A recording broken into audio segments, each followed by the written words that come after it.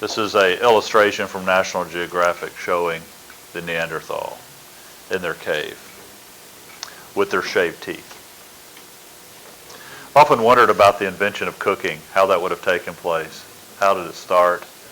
I can see a teenager bringing in a side of venison or something, trips and falls into the fire, drops the venison in the fire, and the dad says, "You need to get that out. Matter of fact, you ruined it. I'm going to make you eat it." So he eats and said, "Wow, that's pretty good, nice and soft." So after that, they started throwing all their meat in the fire. May have just been an accident. What's interesting about these Neanderthals here? Anything? Yeah. This gigantic brow ridge. But you know what's causing the brow ridge to look so gigantic, right? It's the fire. They've got uplighting. If you hold a flashlight under your chin, everybody looks kind of strange.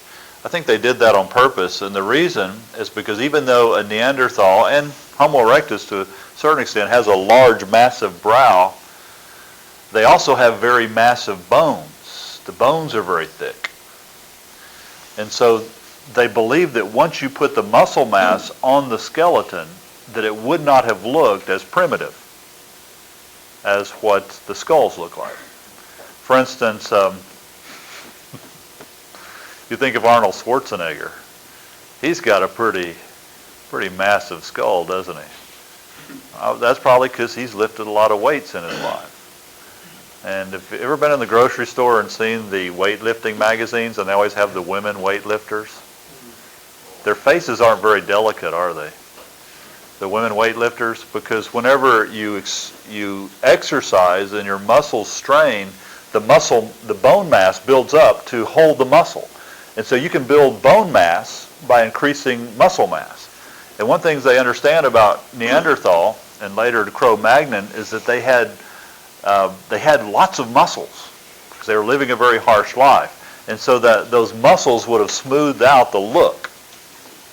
They say that if a Neanderthal walked down the street today, we wouldn't say that he's some kind of primitive man, especially if he's in a nice three-piece suit.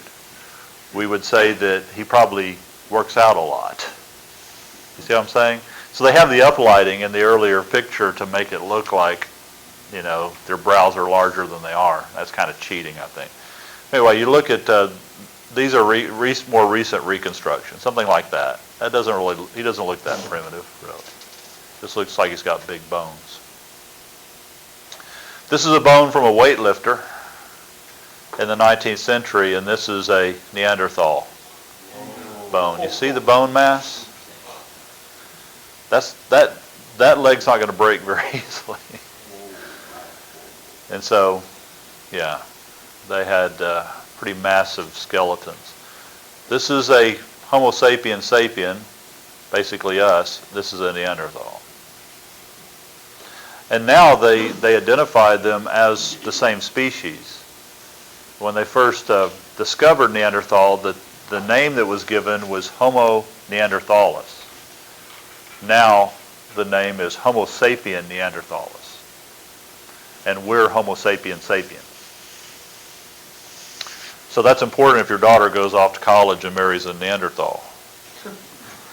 Because if your son-in-law is Homo neanderthalis, that means you won't have grandchildren.